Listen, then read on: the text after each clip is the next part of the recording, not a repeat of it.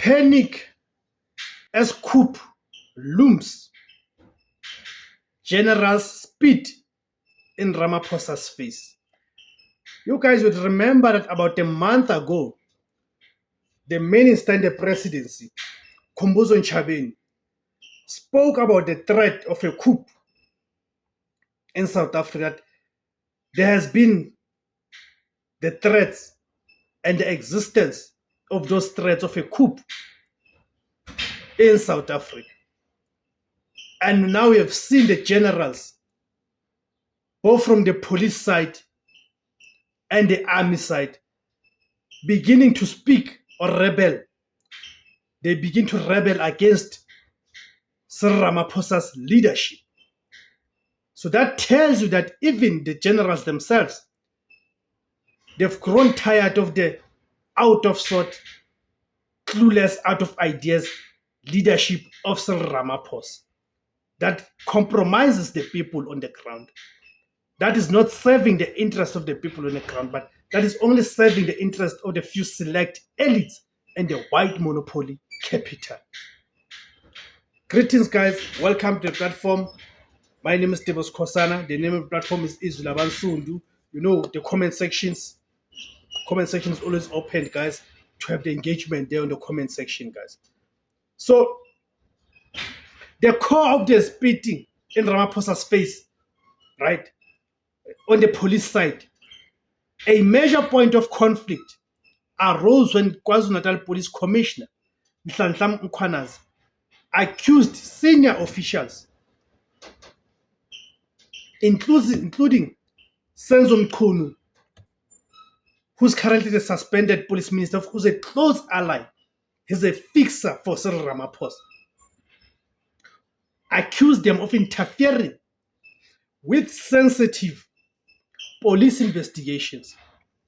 Mkhwanazi alleged that they had ordered the removal of dockets related to politically motivated killings and other high-profile corruption cases to protect politically connected individuals.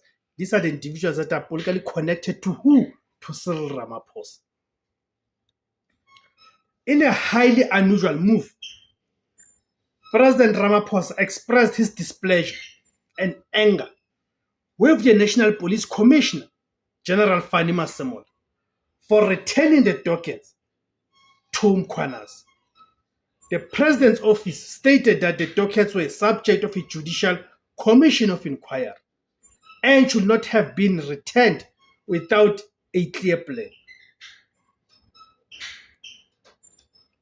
The public disagreement between the President and the police commissioner, right, and the police minister has been spun as an act of insubordination by the generals. The fact that a police commissioner will publicly accuse a minister and that the National Commission will return dockets against the President's wishes has been framed as a complete breakdown of command and a public show of disrespect, because they are tired of this ineffective, corrupt, useless president. The alleged military insubordination. The general's part of the narrative also has its roots in a separate, equally serious incident involving the chief of the South African National Defence Force, General Ruzani Maphanya. The Iran visit. General Maphanya came under fire for making pro-Iran statements during an official visit to Tehran. The President's office later clarified that the visit was ill-advised and had not been sanctioned by the President. A diplomatic blunder.